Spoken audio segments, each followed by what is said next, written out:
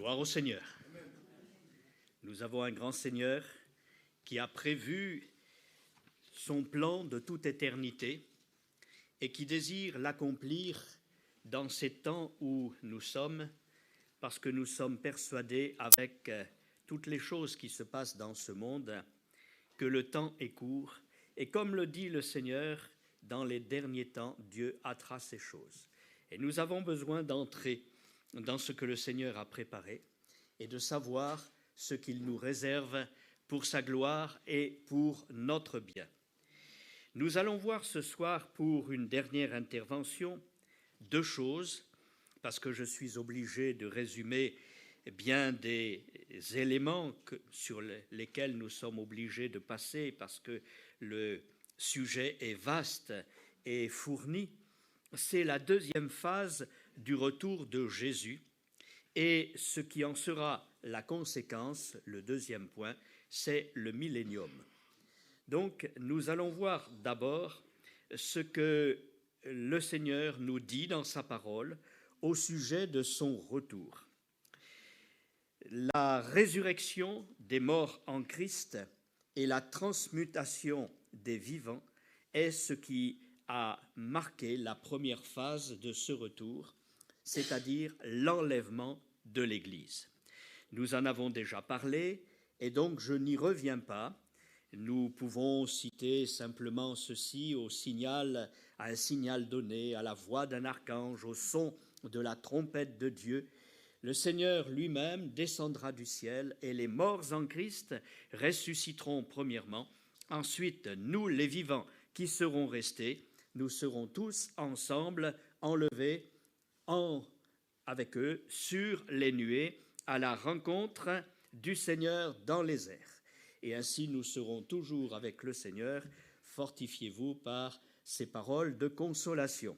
Voilà ce que l'on peut avoir dans l'Épître aux Thessaloniciens, au chapitre 4, à partir du verset 17, à partir du verset 13 même, au sujet de ceux qui sont morts. Et puis, dans 1 Corinthiens 15, ce sont des textes que je vous cite de mémoire, mais en réalité, ces choses doivent s'accomplir et nous sommes appelés à entrer dans la foi dans cette promesse extraordinaire. Et pendant que l'Église est enlevée dans le ciel, elle assiste au tribunal des récompenses et chacun recevra ce qui lui est dû, et je vous ai expliqué pourquoi, parce qu'étant sauvés par grâce, ensuite nous mettons en pratique des œuvres que Dieu a préparées d'avance pour chacun d'entre nous, et nous en recevrons les récompenses.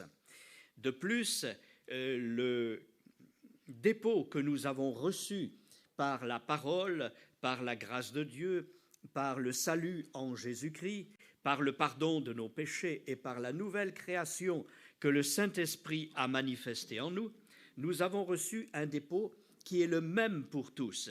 C'est la parabole des mines. Tous les serviteurs ont reçu la même mine. Et les uns et les autres ont fait valoir cette mine. C'est une quantité d'argent, n'est-ce pas? Ne pensez pas à une mine de plomb, de cuivre ou de charbon. C'est une quantité d'argent, une valeur, qu'ils sont appelés à mettre en évidence, à mettre en production, de manière à développer cet héritage. Eh bien, nous avons tous reçu la même grâce, la même parole, et certains la font valoir d'une manière importante. Ta mine a rapporté 10 mines, il y a donc une récompense liée à cela. Prends le gouvernement de 10 villes. Donc il y a un projet qui est là, que nous verrons peut-être en passant lorsque nous allons aborder la deuxième partie, le millénium. C'est que nous allons régner avec Christ, avec les capacités nouvelles, puisque nous serons rendus semblables à lui exactement, en connaissance, en sagesse, en intelligence, en amour, en autorité divine. Tout cela, nous serons exactement rendus semblables à lui, parce que nous le verrons tel qu'il est, nous le connaîtrons tel qu'il nous a connus. Donc, c'est bien de mettre en œuvre ce salut de Dieu, comme dit encore l'Écriture, travaillez dans votre salut avec crainte et tremblement. Ça, c'est la version seconde. L'Écriture dit plutôt, le texte dit plutôt ceci: mettez en œuvre votre salut avec vénération, avec respect et vénération. Et donc, c'est quelque chose qui nous est donné et que nous sommes appelés à faire valoir. Ensuite, nous voyons dans cette parabole à laquelle je fais allusion qu'il y a une mine qui a rapporté 3 mines, une autre qui a rapporté une seule mine, mais chacun a fait valoir. Et puis, il y a également la parabole des talents. Et là, chacun a reçu un nombre de talents en fonction de ses capacités. Nous ne sommes pas tous égaux en capacité. Et c'est pourquoi le Seigneur a appelé les uns à être ceci dans son œuvre, dans son corps, cela et autre chose. Et nous avons chacun des tâches différentes. Lorsqu'on construit une maison en pierre, les pierres de fondation ne sont pas de la même qualité que les pierres de faîtage, non plus que les pierres de remplissage entre les différentes structures solides de la maison. Et donc, selon ce que Dieu a fait de nous, de ce que nous sommes par notre génétique, par notre culture, par ce que nous avons acquis dans ce monde, Dieu a prévu tout cela pour nous utiliser selon un plan bienveillant afin que nous soyons complémentaires les uns des autres et nous en aurons aussi la récompense. C'est pourquoi il vaut la peine de s'engager dans le service du Seigneur. Et le service de Dieu, ce n'est pas le fait de monter sur une estrade, c'est le fait, là où nous sommes, de mettre en œuvre ce que nous avons reçu de la part de Dieu, tant sur le plan naturel que sur le plan spirituel. Vous êtes bien d'accord?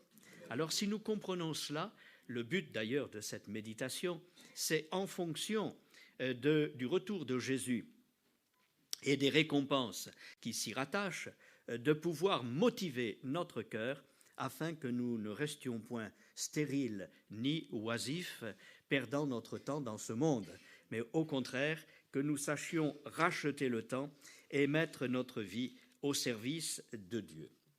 Donc, pendant que l'Église reçoit les récompenses et qu'il y a également le festin des noces de l'agneau, sur la terre se déroule le règne de l'Antichrist et tout ce qu'il entraîne de jugement et de fléau. C'est quelque chose de terrible que nous allons un petit peu toucher, j'en ai déjà parlé. Enfin, au temps fixé, alors que les combats font rage sur la terre pour anéantir Israël, Jésus revient sur la terre avec son Église pour faire cesser les guerres, rétablir la nature et régner personnellement à Jérusalem pour une domination universelle et paisible de 1000 ans. Et c'est donc la deuxième phase, c'est le millénium qui veut dire 1000 ans, période de 1000 ans. Donc on va voir ces différentes étapes et pour ne pas trop faire de digression parce qu'il y aurait beaucoup à dire, je vais rester bien souvent dans des lectures les unes après les autres parce que le temps est court et le volume est grand. Donc il y a d'abord ce que l'Écriture appelle en grec la parousia epiphania, c'est-à-dire la parousie, épiphanie, vous entendez le mot épiphanie, et signifie l'avènement personnel, visible et glorieux, c'est épiphania, du Fils de Dieu. Le mot parousie, parousia en grec, signifie arrivée, présence personnelle et se traduit par avènement. Quelqu'un qui vient, qui frappe à la porte et qui ouvre la porte, se présente. Voilà ce que l'on appelle une parousia. Il se présente, il est là, présent physiquement. Et puis ensuite, le mot épiphania signifie éclat, splendeur, apparition. C'est l'ensemble de ces deux mots qui caractérisent cette deuxième phase du retour de notre Seigneur.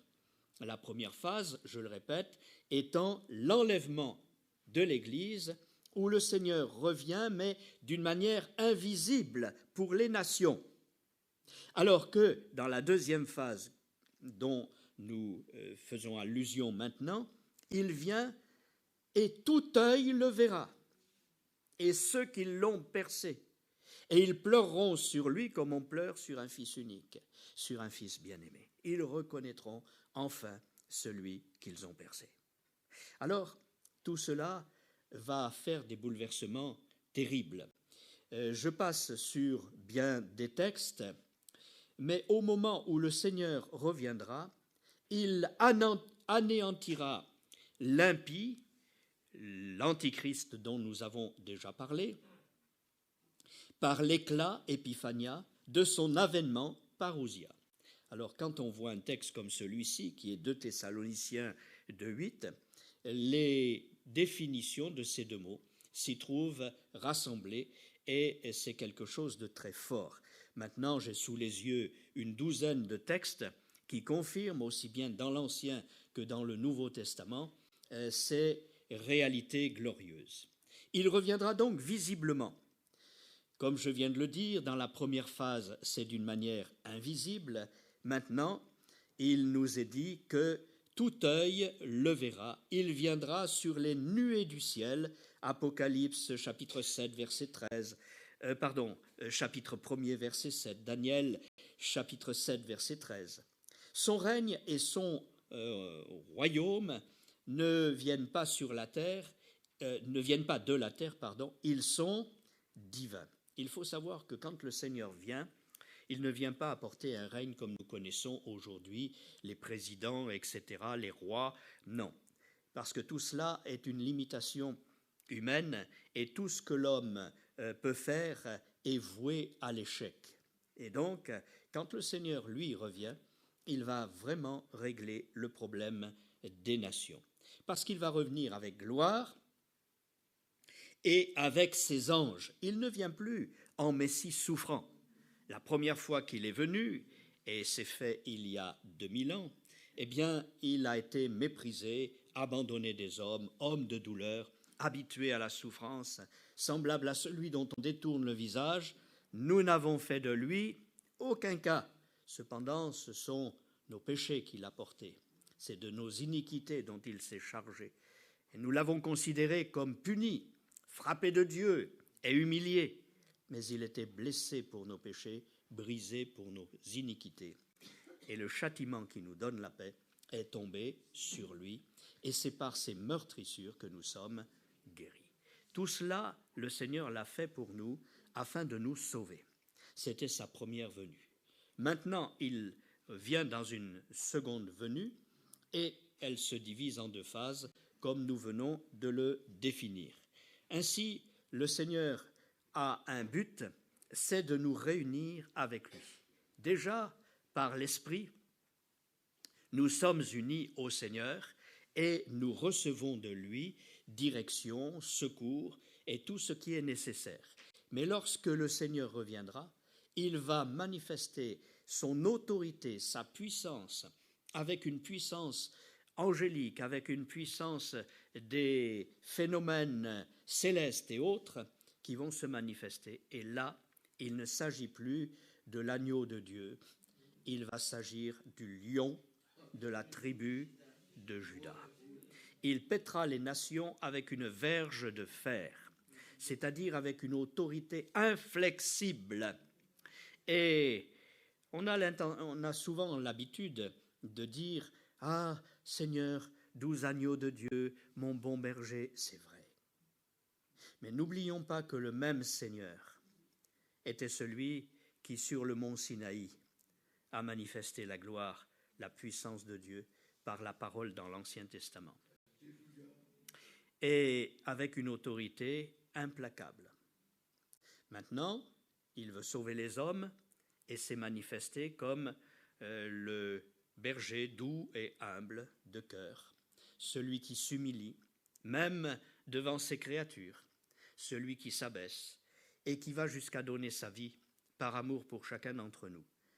Mais lorsqu'il va revenir, alors que les hommes ont rejeté son salut, eh bien ce sera pour apporter un jugement et sans ménagement, parce que le mal sera arrivé à son paroxysme dans le monde entier. Et Dieu use de patience afin que les uns et les autres puissent encore se tourner vers lui, se repentir de leurs péchés. Et comme dit Pierre, Dieu ne tarde pas dans l'accomplissement, mais il use de patience, afin que nous soyons interpellés par les circonstances qui vont arriver de plus en plus fortes pour que le plus grand nombre se repente. Et l'Écriture nous dit que ses pieds, les pieds du Seigneur, quand il reviendra d'une manière visible, se poseront sur la montagne des Oliviers. Alors, nous pourrions lire, par exemple, Zacharie chapitre 14, Zacharie chapitre 14, où il est dit ceci, jusqu'au verset 7, « Voici, le jour de l'Éternel arrive, et tes dépouilles, parlant à Israël, tes dépouilles seront partagées au milieu de toi. Je rassemblerai toutes les nations pour qu'elles attaquent Jérusalem. La ville sera prise, les maisons seront pillées, les femmes violées, la moitié de la ville ira en captivité, mais le reste du peuple ne sera pas exterminé de la ville. L'Éternel paraîtra, et il combattra ces nations, comme il combat au jour de la bataille. Ses pieds se poseront en ce jour sur la montagne des Oliviers, qui est vis-à-vis de Jérusalem, du côté de l'Orient. La montagne des Oliviers se fendra par le milieu, à l'Orient et à l'Occident, et il se formera une grande vallée. La moitié de la montagne reculera vers le septentrion et une moitié vers le midi. Vous fuirez alors dans la vallée de mes montagnes, car la vallée des montagnes s'étendra jusqu'à Hadzel. Vous fuirez comme vous avez fui devant le tremblement de terre au temps d'Osias, roi de Juda. Et l'Éternel, mon Dieu, viendra, et tous ses saints, c'est-à-dire l'Église, purifiée, sanctifiée, rendue semblable à son Seigneur, ayant vécu les noces de l'agneau dans le ciel, et tous ses saints avec lui. En ce jour-là, il n'y aura point de lumière, il y aura du froid et de la glace. Permettez-moi de vous dire que c'est le résultat, je l'ai dit à Armageddon, des bombes atomiques. Et en effet, cela, je l'ai vu dans des articles scientifiques à ce sujet. Le problème, quand il y a une explosion atomique, c'est qu'il y a une telle couverture de l'atmosphère que le Soleil ne peut plus manifester son énergie. Et il nous est dit qu'il deviendra, aux yeux des hommes, comme un sac de crin, parce que toute l'atmosphère sera rendue opaque à cause des poussières et de toutes les choses qui vont se dégager et qui resteront en suspension dans l'atmosphère, un peu comme quand il y a des explosions de volcans. C'est exactement le même phénomène. Et à la suite de cela, en général, il y a une glaciation à cause du fait que les rayons du soleil ne peuvent plus réchauffer la Terre. Et ce sera un jour unique, donc il n'y en a jamais eu jusqu'à présent comme cela, connu de l'Éternel, qui ne sera ni jour ni nuit, mais vers le soir, la lumière paraîtra. C'est au moment où le Seigneur reviendra sur les nuées du ciel et rétablira la nature dans ce qu'elle était en fait, parce que sinon tout est pollué, on ne peut plus vivre, telle qu'elle était. Il faut un miracle cosmique pour la terre, dans le jardin d'Éden. Voilà ce que Dieu va faire, rétablir la nature comme elle était au moment de la création dans le jardin d'Éden. Bon, et ses pieds donc se poseront, les pieds du Seigneur se poseront sur le mont des Oliviers, d'où il a quitté la terre lors de son ascension après avoir souffert et donné sa vie pour le salut du monde. Jésus reviendra pour établir son règne selon la promesse donnée par les anges dans Actes 1:11. Ce Jésus que vous avez vu allant au ciel reviendra de la même manière que vous l'avez vu montant au ciel. Eh bien, le Seigneur revient de cette façon. Et là, qu'est-ce qu'il va faire ? Eh bien, l'Écriture nous dit que par le souffle de sa bouche, il va détruire toutes les armées les chefs en particulier, de ces armées qui sont là, venues pour anéantir Israël. Et à ce moment-là, quand les combats seront finis, parce qu'il y a des détails par rapport à ces combats, on voit par où le Seigneur va se diriger, on voit vers quel pays il va attaquer, etc. Et en fait, c'est la Jordanie. Donc tout cela est mentionné dans les Écritures d'une manière extraordinaire. 2000 ans avant Jésus-Christ, 1000 ans avant Jésus-Christ, 400 ans avant Jésus-Christ, selon les différents prophètes, et cela aura son application. Il est important de savoir que la parole de Dieu s'accomplira inéluctablement. Alors, les raisonneurs qui disent « Oui, mais enfin tout ça, est-ce que ce n'est pas un peu exagéré ?» Comme me disait quelqu'un, ce sont des gens qui sont de l'Orient, qui aiment un petit peu fabuler, augmenter les réalités. Et non, non, non. Ce que Dieu dit, il le fait.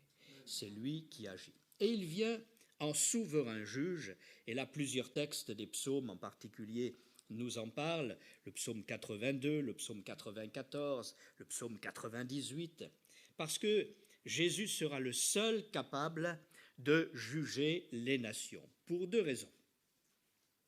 Je passe sur plusieurs choses, où il nous est dit que tout jugement a été remis au Fils. Il y a beaucoup de textes concernant ces choses. Deux raisons. D'abord, par son incarnation, Jésus a mis l'amour de Dieu à notre niveau humain. Il a connu nos tentations, nos souffrances, et il peut parfaitement juger en connaissance de cause et comprendre chaque cas, parce qu'il a été parfaitement homme. Si Dieu, seulement pur esprit, venait pour juger les hommes, on pourrait dire « oui, mais c'est bien beau, mais si tu étais à notre place, tu verrais que les choses ne se passent pas aussi facilement, et tu nous juges peut-être d'une manière inique. » Eh bien non, parce que Jésus, lui, a été fait parfaitement homme, et il est le seul qui puisse véritablement juger les hommes. Ensuite, par sa crucifixion, Jésus a donné la preuve de l'amour divin. Alors vous avez Jean 3,16, Romains 5,8, Tite 3, 4 à 5, etc., 1 Jean 4, 9, et d'autres textes encore, qui nous montrent que la grâce du salut a été adressée à tous les hommes. Ce que je veux, dit Dieu, ce n'est pas que le méchant meure, mais c'est qu'il se repente et qu'il vive. Donc, déjà dans l'Ancien Testament, c'est ce que disait le Seigneur. Et bien sûr, dans le Nouveau Testament, nous retrouvons Romains 3, 23, Romains 6, 23, l'amour de Dieu manifesté aux hommes par la personne de Jésus. La plus grande culpabilité donc de l'humanité, c'est d'avoir rejeté cette grâce. Aussi, il est nécessaire que ce monde soit jugé. Et pour les rebelles, le jugement sera terrible. Ce jugement est appelé la colère de l'agneau. Comment? L'agneau, doux, humble de cœur, se met en colère? Oui, parce que là, son rôle de médiateur pour sauver nos âmes est terminé. Il vient maintenant comme le roi des rois, le Seigneur des seigneurs. Gloire à son nom. Amen. Voilà. Dans Apocalypse 6, verset 16, il est dit que cette colère de l'agneau sera terrible, qui rétribuera les nations selon leurs œuvres. Alors, dans les textes des Écritures, il est bon de considérer que la plupart des textes s'adressent au moment où la dernière génération d'hommes sera sur cette terre, c'est-à-dire au moment du retour effectif de Jésus. Donc ça s'adresse aux gens vivant sur terre à ce moment-là. La première rétribution pour les nations, c'est le carnage d'Armageddon, qui est une part des rétributions de Christ à sa venue, qui châtie les impies, saisissant l'Antichrist et le faux prophète, pour les envoyer dans les temps de feu et de soufre. Apocalypse 19, les versets 20 et 21. Ce sont les premiers qui s'y trouveront. Pour le moment, les âmes perdues sont dans le séjour des morts et attendent le jugement, le tribunal final. Pas celui de récompense, mais le jugement dernier.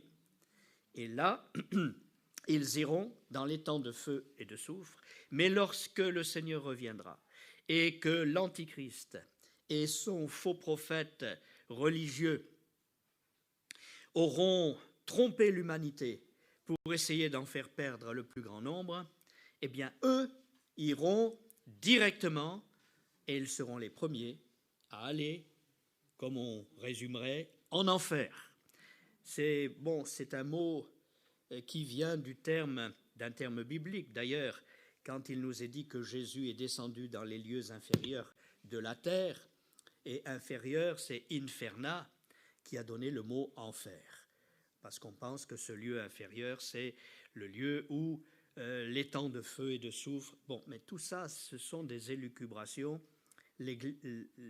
L'Écriture ne dit rien de précis à ce sujet-là. Et nous ne pouvons pas affirmer une chose ou une autre. C'est un lieu de tourment, c'est un lieu spirituel qui n'est pas forcément lié à notre terre et que l'on ne peut pas situer d'une manière précise. C'est pourquoi on ne peut que rester sur le terme générique, le terme général aussi, c'est enfer, infernal, lieu inférieur.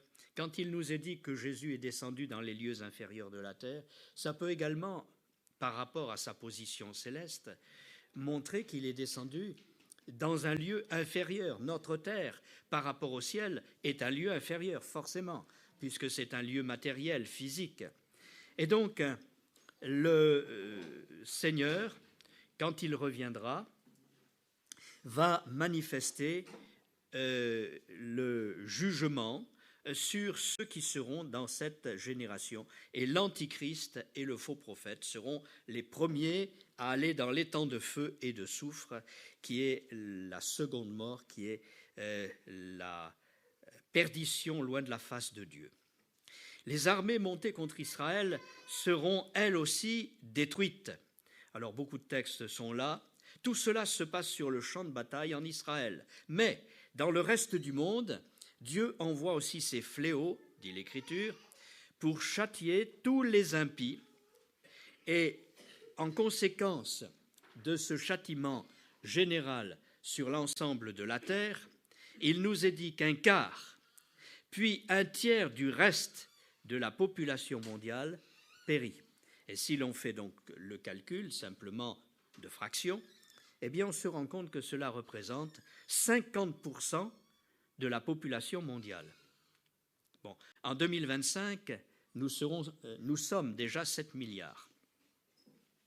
Bon, en 2025, nous serons 8 milliards. Il y a une diminution de la natalité. Et donc, tous ces gens-là, que l'on prenne les 8 milliards ou les 7 milliards, qui sont déjà réalisés depuis octobre 2012, précisément, eh bien, vous voyez ce que ça signifie ? 3 milliards 500 millions de morts dans cette bataille mondiale d'Armageddon.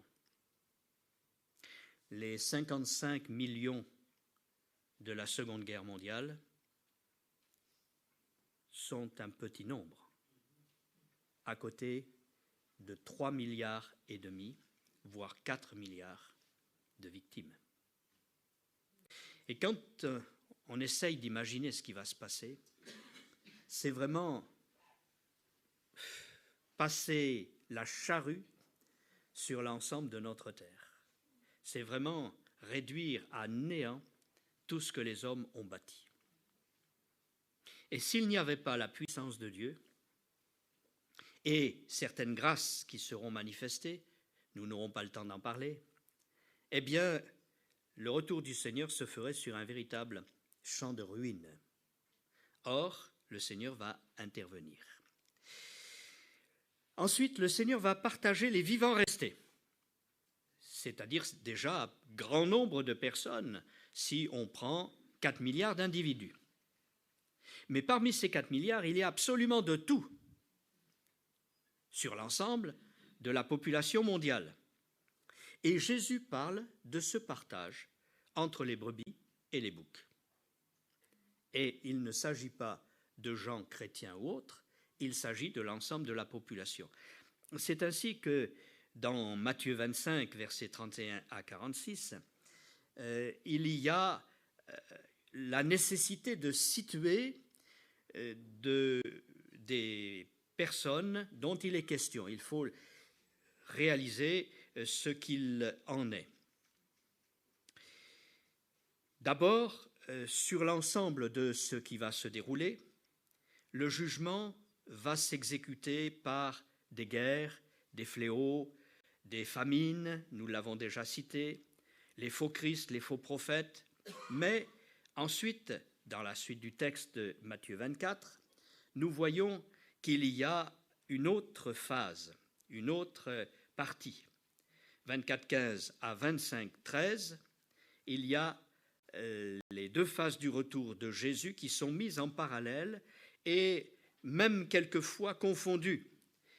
Mais quand on fait bien attention au texte, il y a une première phase qui concerne l'Église, 24-36 à 25-13, c'est l'enlèvement des véritables chrétiens, vainqueurs en Christ. Et une deuxième phase concerne Israël et le monde, c'est de 24-15 à 35, de 15 à 35.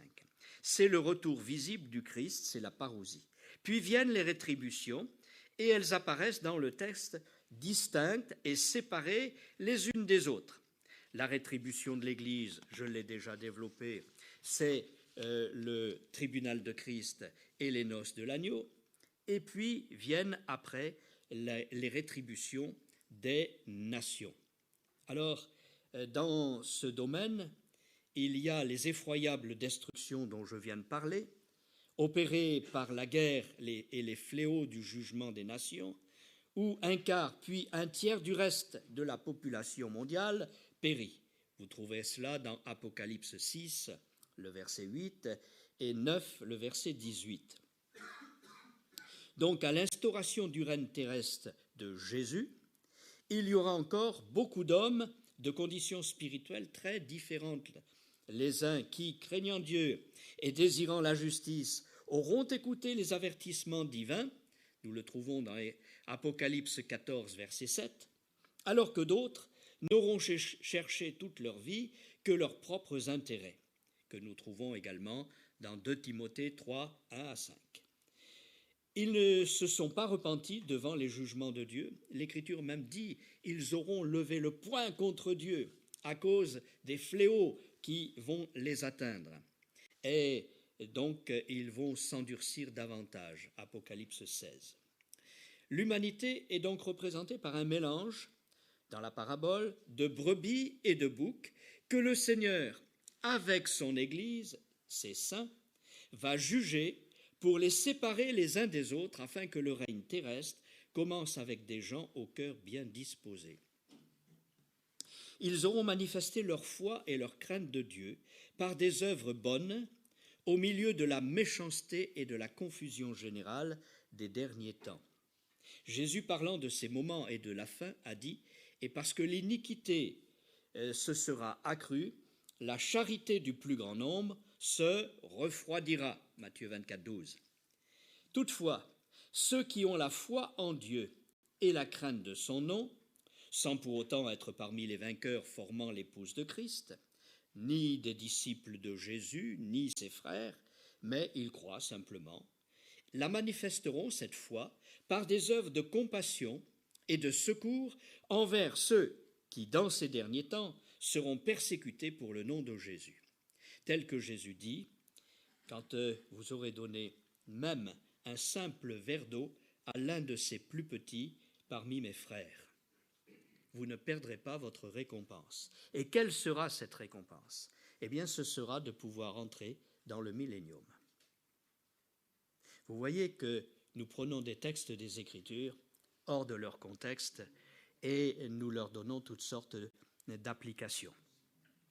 Il est important de savoir que ces textes de Matthieu 24 et Matthieu 25 concernent le moment du retour de Jésus. Sinon, alors priez que votre fuite n'arrive pas en hiver. Priez, malheur aux femmes enceintes à ces moments-là, que celui qui est dans les champs ne revienne pas vers sa maison, que celui qui est en bas, qui est sur le toit, ne descende pas. Enfin, il est question d'Israël. Il est question des textes concernant le pays d'Israël, le lieu d'Israël. Il y a des différences, bien sûr, entre les jugements généraux sur toute la terre et ce qui va se passer directement en Israël. Donc, dans ces contextes-là, il y a des œuvres de justice qui vont être manifestées, et c'est ce que Jésus appelle les brebis, qui seront jugées dignes de participer au règne du rétablissement de toutes choses, c'est-à-dire le millénium. Comme le montrent les versets 34 à 40 de Matthieu 25, vous pourrez le voir pour vous-même si vous le voulez. Les justes iront alors à la vie éternelle, parce qu'ils n'y sont pas. Ils ne sont pas justifiés par leurs œuvres pour le moment. Parce que parmi ces justes, il y a des gens qui n'étaient pas forcément dans la foi chrétienne, mais qui auront aimé la justice et eu pitié et miséricorde de ceux qui sont persécutés par l'Antichrist et par toutes les armées envoyées par lui. Et donc ceux-là auront leur récompense, ce sera d'entrer dans le millénium. Le critère n'est donc plus ici la justification par la foi dans l'œuvre de Jésus, parce que la justification par la foi réalisée à l'œuvre de la croix a pour but de susciter l'épouse de Christ. C'est la dispensation de la grâce, c'est la dispensation de l'Église, c'est la dispensation qui doit amener l'épouse pour qu'elle soit identifiée par ceux et celles qui vont se consacrer et marcher avec le Seigneur, qui non seulement seront ses disciples, mais seront ses fidèles jusqu'au bout. Et une fois que l'épouse est suscitée, eh bien, on trouve une autre dispensation qui va se manifester. Et là, il ne s'agit plus de « crois au Seigneur Jésus et tu seras sauvé », mais il s'agit maintenant de voir quelles œuvres, quel état de cœur tu as pour entrer dans le millénium. Et une fois que ces gens y sont entrés, il faudra qu'ils se soumettent et obéissent jusqu'à la fin en restant fidèles. Or, l'Écriture nous montre que dans le millénium, il y a également des hommes qui vont se révolter. Et qui, bien que Satan soit lié pour les 1000 ans, on va en parler tout de suite, parce qu'il nous faut aller un petit peu plus vite, plus loin aussi, eh bien, l'homme, à cause de son mauvais cœur, parce que tous ces gens ne sont pas régénérés, vont se révolter encore, d'une manière ou d'une autre, contre Dieu. Et l'Écriture nous dit qu'on ramassera tous les matins dans les rues les cadavres de ceux qui se seront révoltés et à qui la vie aura été tout simplement ôtée de par décret divin. Dans le millénium. Donc toutes ces populations qui vont rentrer, qui vont recevoir l'autorité du lion de Juda pendant ces 1000 ans, devront se soumettre parce qu'il paîtra ces nations comme un berger paît les brebis, avec une verge de fer, c'est-à-dire avec une autorité implacable. Le temps de la grâce s'est achevé avec l'enlèvement de l'Église et la première résurrection. La dispensation qui avait pour but, je répète, de constituer l'Église, corps de Christ, est alors révolue. Et ceux qui entrent dans le millénium, règne de Jésus pendant 1000 ans, entreront définitivement dans la vie éternelle. C'est pourquoi il nous est dit, ceux-là iront vers la vie éternelle, parce qu'ils n'y sont pas encore. D'accord ? Et l'immortalité, qu'ils ne possèdent pas encore, seulement dans la mesure où ils persévéreront dans l'obéissance à Christ pendant son règne. Il y a plusieurs textes à ce sujet. Quant aux boucs, c'est-à-dire les rebelles à Dieu, ayant rejeté la miséricorde divine pendant les fléaux, méprisé et persécuté les élus ou refusé de les secourir, leur châtiment n'attend plus. L'Écriture nous dit au présent, ils vont à la condamnation et au jugement éternel. Et là, c'est tout de suite. Les autres iront, c'est au futur parce qu'il y a un temps. C'est le temps d'obéissance dans le millénium. Et ceux qui sont condamnés parce que leur cœur est vraiment mauvais, ils ne sont pas dignes, ils ne peuvent pas vivre dans un monde de paix, de justice, d'harmonie, etc., parce que leur nature est corrompue, pervertie.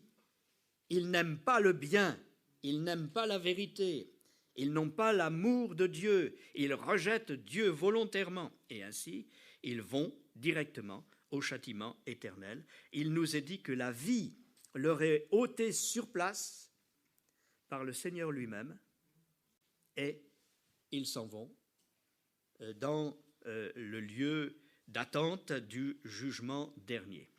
Leur condamnation est déjà prononcée. Retirez-vous de moi, maudits, allez dans le feu éternel. Et là, c'est la condamnation définitive. Vous voyez qu'il y a une place pour chacun, si je puis dire, et chacun est traité en son rang. Maintenant, Israël, au milieu de tout ça, puisque les combats ont lieu en Israël, qu'est-ce qu'il va devenir? Alors, il y a plusieurs textes qui parlent de ces choses. Israël avait été élu pour être le témoin et le porte-parole de Dieu. Ayant failli à sa mission par incrédulité, Dieu l'a mis pour un temps à l'écart afin de constituer l'Église par la prédication aux gentils, c'est-à-dire aux non-juifs, les goïms. Les juifs convertis étant les colonnes de base de cet édifice. Dieu n'a pas rejeté définitivement son peuple, comme le dit Romains 11, 1 à 26. Le salut vient des Juifs aussi, Jean 4, 22. Et cette vocation de prédicateur de la justice leur sera rendue pendant le millénium. Mais auparavant, il est nécessaire que le Seigneur émonde son peuple et le débarrasse des rebelles, parce qu'en Israël aussi, il y a des rebelles. Il y a des athées, il y a des anti-dieux, il y a des gens qui ne veulent que le plaisir humain, charnel et matériel. C'est ce que Jésus fera à l'instauration de son règne. Avec ses disciples d'origine juive, il jugera les 12 tribus d'Israël. Dans Matthieu 19, 28, Jésus le dit, quand les disciples lui posent la question, mais et nous qui t'avons suivi, que va-t-il nous arriver? Eh bien, il dit, vous jugerez chacun des 12, les 12 tribus d'Israël. Voilà. À ce moment-là où, avant d'entrer dans le millénium, il y aura un jugement qui va s'opérer dans les nations et en Israël aussi. Je séparerai de vous les rebelles et ceux qui me sont infidèles. C'est Ézéchiel 20 qui le dit. Et encore, je vous amènerai dans le désert des peuples, et là, je vous jugerai face à face. Il s'agit bien de la présence réelle du Seigneur face à face que le Seigneur manifestera à ce moment-là. À la venue visible de Jésus-Christ, brisé par la puissance du Saint-Esprit, les Juifs le reconnaîtront comme leur Messie. Alors ils reconnaîtront celui qu'ils ont percé, etc. Israël pourra alors se réjouir et être consolé parce que pardonné suite à sa repentance. Dans Jérémie 31, Zacharie 12, etc. Une alliance nouvelle devient son partage. Il entre dans l'alliance par le sacrifice qui a été réalisé en Jésus-Christ, son Messie. Maintenant, quant aux rebelles, Dieu dit « Je ferai retomber leur œuvre sur leur tête » Ézéchiel 11. Le Seigneur juge entre brebis et brebis, entre bélier et bouc Ézéchiel 34.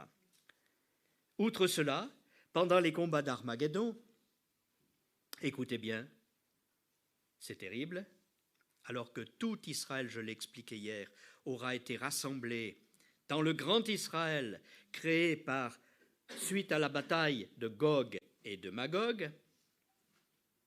Voilà ce qu'il est dit, les 2/3 du peuple auront péri. Les 2/3 de tous les Juifs du monde de cette dernière génération vont périr. C'est terrible. Sachant que, parmi nous peut-être, même ce soir, il y a des Juifs qui ne se connaissent pas. J'ai été surpris, mais ça entre dans les choses normales, logiques de ces derniers temps, de voir, avec preuve à l'appui, des gens qui ne se savaient pas du tout juifs, qui n'en avaient aucune idée, d'avoir les preuves qu'ils sont réellement des Juifs. Et qui pensent, un jour, retourner en Israël. Alors que ce n'était pas du tout leur préoccupation. Il y a des choses qui vont nous étonner dans ces derniers temps. Et Dieu va hâter ces choses. Donc, le Seigneur va juger, et pendant que tous les Juifs du monde entier, et il est dit, je n'en laisserai pas un seul, hors des frontières d'Israël. Je n'en laisserai pas un seul. C'est Dieu qui va les ramener, les interpeller, les identifier et les ramener en Israël. Mais, malgré tout, donc, les 2/3 du peuple auront péri. Et un reste seulement sera sauvé. La rétribution finale des Juifs sera, pendant le règne de Christ, de porter la connaissance de Dieu à toutes les nations. Ils seront saints. On vous appellera sacrificateurs de l'Éternel, serviteurs de notre Dieu, et j'enverrai leur réchappés vers les nations qui n'auront jamais entendu parler de moi. Ils publieront ma gloire parmi les nations.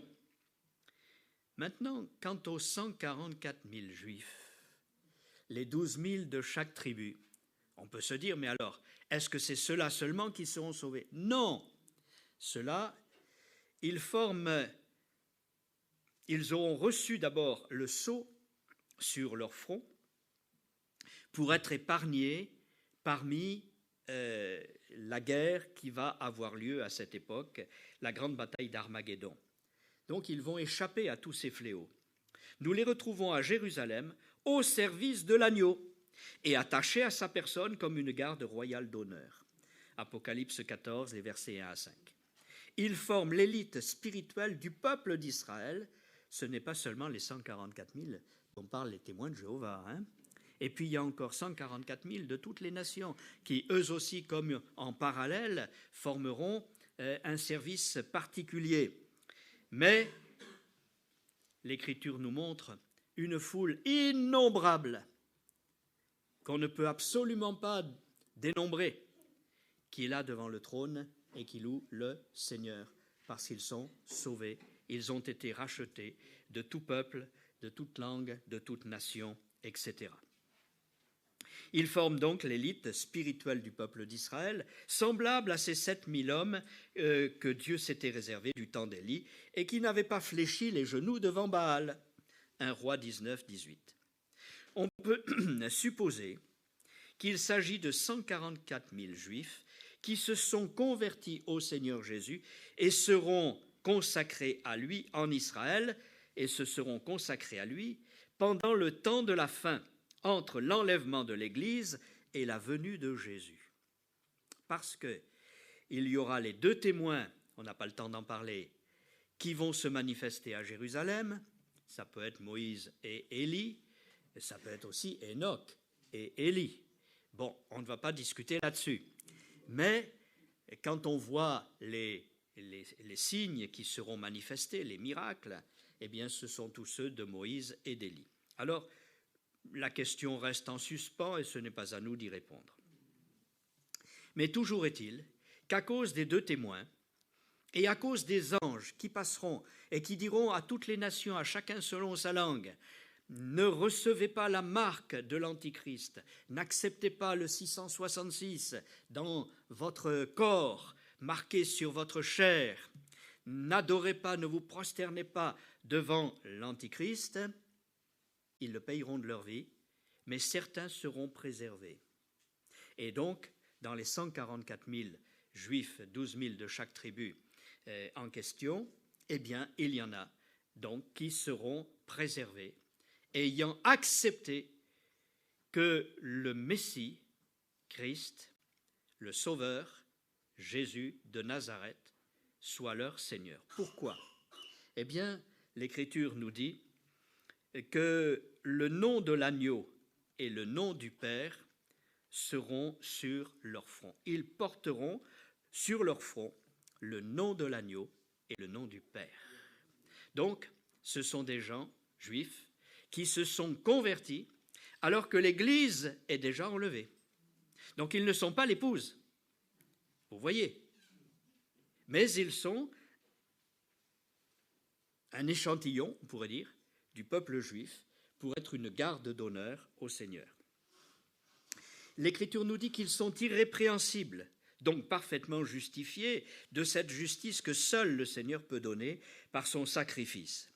Ils sont comparables à ceux qui forment l'épouse dans le fait qu'ils sont sanctifiés et appartiennent à Christ, purifiés par la foi. Ils ne sont toutefois pas semblables dans le fait qu'ils ne sont pas encore dans un corps glorifié, mais ils sont toujours dans un corps humain. Alors que l'Église est transmuée et reviendra régner sur la terre dans un corps nouveau, eux vont servir avec l'Église, à côté de l'Église, dans un corps humain, normal, ordinaire, comme aujourd'hui, nous servons le Seigneur au travers de notre corps. Et finalement, vous voyez, ces 144 000 vont prendre un peu le rôle que nous avons actuellement, qui est de porter aux nations le témoignage de Jésus avec un corps comme le nôtre aujourd'hui, exactement dans les mêmes conditions. Mais ils auront un tel zèle, je pense à un texte où il nous est dit qu'à cause d'eux et de cette manifestation de leur connaissance de Dieu et de Jésus-Christ, la totalité de la terre sera remplie de la connaissance de l'Éternel, comme le fond de la mer est rempli par les eaux. Personne ne dira à son frère « Connais le Seigneur », car tous me connaîtront, dit l'Éternel, du plus petit jusqu'au plus grand, du plus humble jusqu'au plus élevé. Tous me connaîtront. Grâce à qui? Grâce à ces témoins fidèles qui vont manifester la gloire du Seigneur. Voyez? Donc, ils sont semblables à ce qu'est aujourd'hui l'Église. Et l'Écriture nous dit que les saints jugeront les nations. L'Écriture nous montre que les chrétiens véritables qui forment le corps de Christ, et dont Christ est la tête, vont être en fonction dans un corps nouveau avec le Seigneur. Ils régneront avec Christ, avec la possibilité, l'Écriture nous le montre, c'est pourquoi je l'affirme, d'apparaître, de disparaître, d'aller rapidement devant le Seigneur, ou d'aller parmi les nations, ou d'aller faire une fonction particulière à un moment donné. Ils ont la possibilité de manger et de boire avec les gens pour une simple communion, et puis au moment, ils peuvent aussi très bien ne pas avoir besoin de nourriture puisqu'ils sont dans un corps nouveau. Et quand ils ont fini leur fonction, ils disparaissent comme Jésus disparaissait après avoir été, par exemple, avec les disciples d'Emmaüs. Quand ils ont reconnu que c'était Jésus, il nous est dit qu'aussitôt, il disparut à leurs yeux. Et ils se retrouvent immédiatement à Jérusalem pour apparaître à d'autres personnes, etc. Eh bien, nous jugerons, nous dirigerons les nations avec le Seigneur, avec ses capacités, et exactement nous serons rendus semblables à lui. Adieu les vieilles douleurs, terminées, nos limitations intellectuelles et caractérielles, nous serons semblables à lui dans une plénitude. Gloire au Seigneur. Voilà. Alors, tout cela, il y aurait encore beaucoup de choses à dire sur ce plan, mais je vais passer. Alors, le millénium, maintenant, on y est là. On entre dans le millénium. Et là, il est question de voir les choses d'une manière importante. Le chapitre 20 de l'Apocalypse nous précise d'une manière irréfutable cette période de 1000 ans pendant laquelle Christ régnera en maître sur la terre, Satan ayant été lié dans l'abîme sur l'ordre de Dieu. Alors, on peut lire Apocalypse au chapitre 20, les versets 2 et 3. Il est dit ceci: « Puis je vis descendre, au verset 1er, puis je vis descendre du ciel un ange qui avait la clé de l'abîme et une grande chaîne dans sa main. Et il saisit le dragon, le serpent ancien, qui est Satan, qui est le diable et Satan, et il le lia pour 1000 ans. Il le jeta dans l'abîme, ferma et scella l'entrée au-dessus de lui, afin qu'il ne séduise plus les nations, jusqu'à ce que 1000 ans soient accomplis. Après cela, il faut qu'il soit délié pour un peu de temps. » Donc, 1000 ans, ce fait est mentionné à plusieurs reprises. C'est un règne terrestre. Il nous est dit que ce millénium, il en est question dans Daniel chapitre 2, verset 35, 7, verset 27, Luc 1, etc., Psaume 2. Bon, tous les rois de la terre seront là et se prosterneront devant le Seigneur. Et Daniel dit: la pierre devint une grande montagne, c'est-à-dire une autorité gouvernementale. Les collines, ce sont les autorités locales. Dans l'Écriture, c'est un symbole qui remplit toute la terre. Donc, en ce jour-là, l'Éternel sera roi de toute la terre, nous dit un autre texte. C'est quelque chose de très fort, et ce n'est pas dans le ciel, c'est bien sur la terre. Voilà. Donc la durée est de 1000 ans. Je passe sur bien des choses. C'est un règne de justice, c'est un règne de paix, c'est un règne de longévité. Dès l'origine de l'homme, Dieu montre sa volonté de voir sa créature vivre longtemps et en paix, dans sa communion. Ce millénaire de vie était prévu pour Adam, qu'il l'aurait atteint et même renouvelé à l'arbre de vie s'il n'avait pas péché. Ces jours n'ont été, hélas, que de 930 ans. Alors, ça nous fait rêver. 930 ans, et pourtant, le Seigneur rétablira les choses pour que l'homme vive 1000 ans pendant ce millénium. Un autre exemple nous est donné par Mathusalem, qui, bien que venant après la chute, sous la malédiction, vécut 969 ans. Là, c'est c'est la longévité la plus grande. Un autre exemple, donc, dans l'Ancien Testament. Dans le millénium, les choses seront rétablies en Christ. La nature dégénérée et polluée sera renouvelée dans sa perfection originelle. Et l'Écriture nous dit que les hommes accompliront de longs jours. Cela, c'est dans Ésaïe 35, 65, etc. C'est un règne de prospérité matérielle.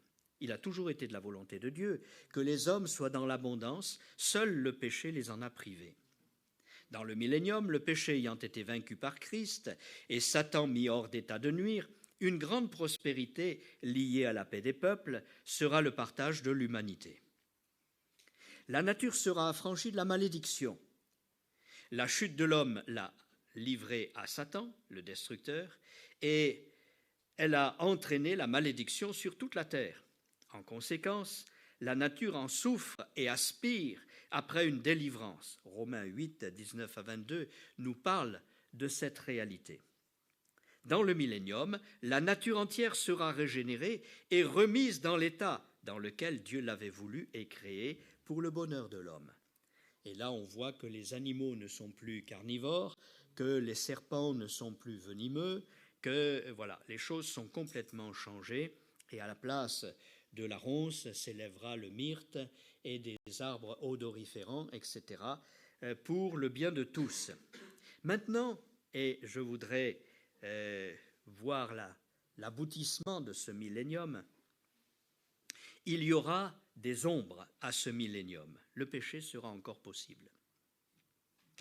Bien qu'étant sous le règne parfait de Jésus-Christ, les hommes pourtant triés à l'entrée de ce règne n'en seront pas moins restés avec leur ancienne nature, ayant connu le péché, nature humaine qui, dès qu'une occasion lui est donnée, manifeste son état de chute et son cœur tortueux, même sans la tentation diabolique. C'est simplement une tentation charnelle, humaine, avec des révoltes. Satan ne pouvant plus momentanément se manifester sur la terre, de même que les démons, les occasions de péché seront très limitées, le tentateur n'agissant plus. Toutefois, la chair et ses convoitises et ses instincts pervertis pourra encore manifester ses velléités. Et l'âme aura toujours le choix d'obéir à Christ ou d'obéir à la chair. Ainsi, le péché sera encore possible, mais sera réprimé après un temps de patience. Il nous est dit que le pécheur âgé de 100 ans qui mourra sera considéré comme mourant jeune. À 100 ans, peu cher le pauvre, il était jeune, mais il mourra. Vous comprenez ce que je veux dire? Quand on vit 1000 ans, 100 ans, c'est la prime jeunesse. La justice sera directement appliquée par Christ et par les élus. Cette parole de Dieu aura toujours, et plus que jamais dans son sens littéral, son application. L'âme qui pêche, c'est celle qui mourra. Donc la mort sera encore possible. Et je vous ai cité de mémoire un texte où il est question de ramasser les cadavres tous les matins de ceux qui se seront révoltés contre Dieu, dans le monde entier. Et puis c'est un règne autoritaire. Les hommes irrégénérés ne peuvent pas vivre sans loi et sans autorité, sans la crainte de Dieu. Cette foule d'humains entrant dans le millénium aura besoin d'autorité pour demeurer en paix et dans le bonheur. La vraie liberté passe par la discipline, librement consentie, et exercée sur soi-même ou imposée si nécessaire. Autrement, la nature humaine déchue va d'elle-même vers l'anarchie et le désordre. Bien des textes confirment tout cela. Alors, quel va être le dénouement et la fin de ce millénium? Parce que 1000 ans, c'est quand même une période longue, mais qui a une finalité. Un dénouement qui est nécessaire. Le millénium, aussi prospère et glorieux qu'il puisse être, n'est pas encore la vie éternelle. Dans les plans de Dieu, il y avait plusieurs buts à cela, entre autres, montrer que Dieu, dans sa volonté d'amour, triomphe toujours du mal et que le dernier mot lui revient. Autrement, dans l'agonie de notre pauvre monde, le retour de Jésus n'aurait été qu'une visite sur un champ de ruines et de désolation. Satan aurait triomphé. Mais là, le Seigneur va triompher. Amen. Et il va montrer que ce qu'il a dit dans sa parole depuis la Genèse est une réalité qui s'accomplit. Amen. Ensuite, pour que les hommes reconnaissent leur faillite sans Dieu et que des témoins nombreux constatent que l'humanité a perdu ce que l'humanité a perdu en se révoltant contre Dieu et en refusant ses lois. Dans le plan de Dieu, l'homme se jugera lui-même vis-à-vis de la parole éternelle de Dieu. Il faut donc, dans une parfaite justice, qu'il y ait des bases concrètes de comparaison. Le tout attesté par de nombreux témoins. La population engendrée pendant 1000 ans à partir des restes de cette humanité actuelle. Parce que ces gens-là seront nés dans le millénium sans avoir connu le péché. Eh oui. Alors là, il va falloir que quelque chose se passe. Sinon, il y aurait de l'injustice entre une humanité qui a connu le péché et qui a été tentée par le diable et qui a souffert ce que vous connaissez, puisque c'est notre cas à tous, et une humanité qui, pendant 1000 ans, va se multiplier sans avoir connu la tentation. En conséquence de cela, la dernière génération, la plus nombreuse, va être dans la nécessité de passer, même pour un temps très court, par la tentation, et c'est pourquoi Satan sera relâché pour un peu de temps. C'est à cause de la justice de Dieu qui met tous les hommes sur le même pied d'égalité.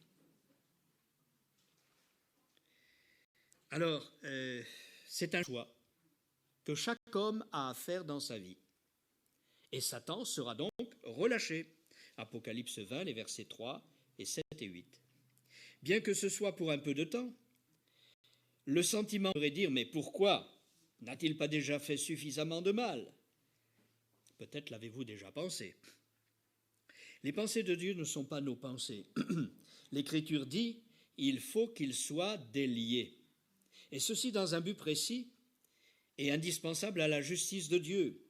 Comme disait Jésus lors de sa première venue, qu'il fallait qu'il allât à Jérusalem, qu'il fallait qu'il souffrit, qu'il fallait qu'il soit mis à mort, qu'il fallait qu'il ressuscite. Eh bien, là, il faut qu'il soit relâché. C'est une nécessité. Et les sentiments de Pierre de répondre à Jésus, « À Dieu ne plaise, Seigneur, cela ne t'arrivera pas », c'était faux. Et Jésus, effectivement, est allé jusqu'au bout. Eh bien là, il faut que Satan soit délié. Alors pourquoi?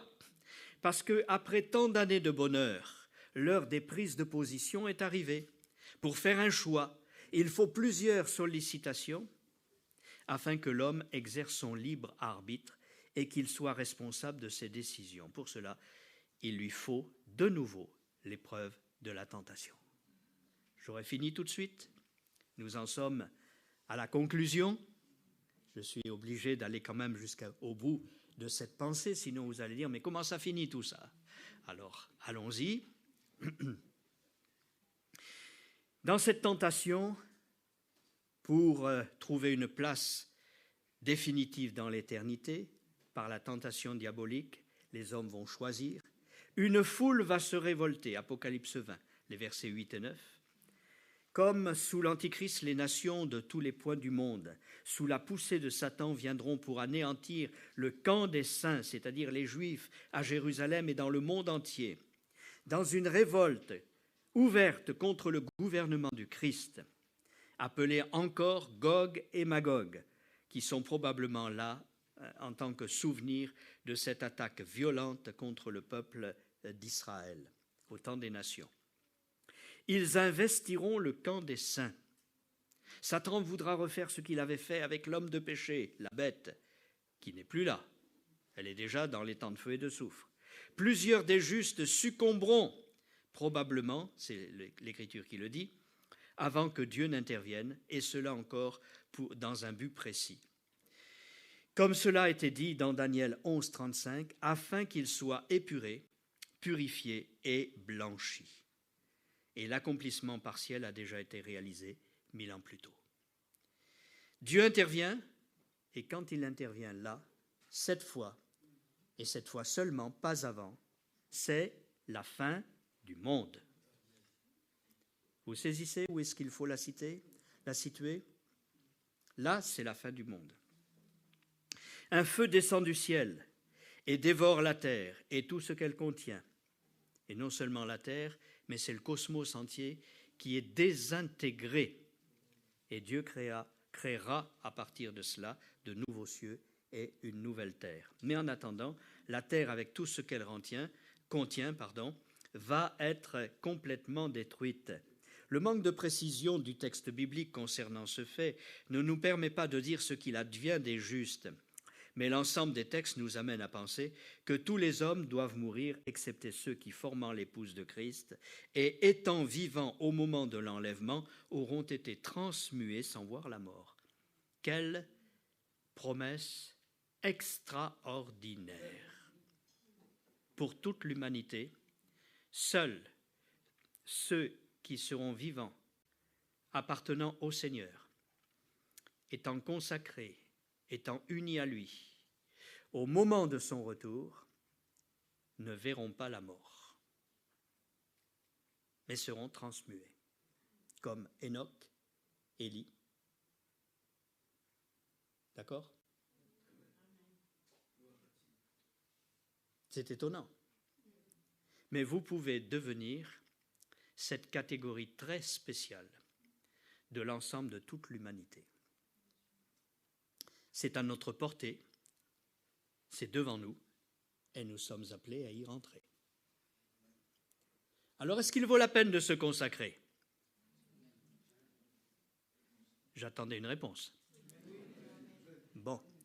Est-ce qu'il vaut la peine de dire, Seigneur Jésus, ma vie t'appartient, fais ce que tu veux, conduis-moi dans la vérité, etc. C'est l'exception glorieuse réservée à ceux qui auront marché par la foi dans la dernière génération de la grâce avant le millénium. Et là, vous pourrez lire Hébreux 6, 8, 2 Pierre 3, 7 et 10.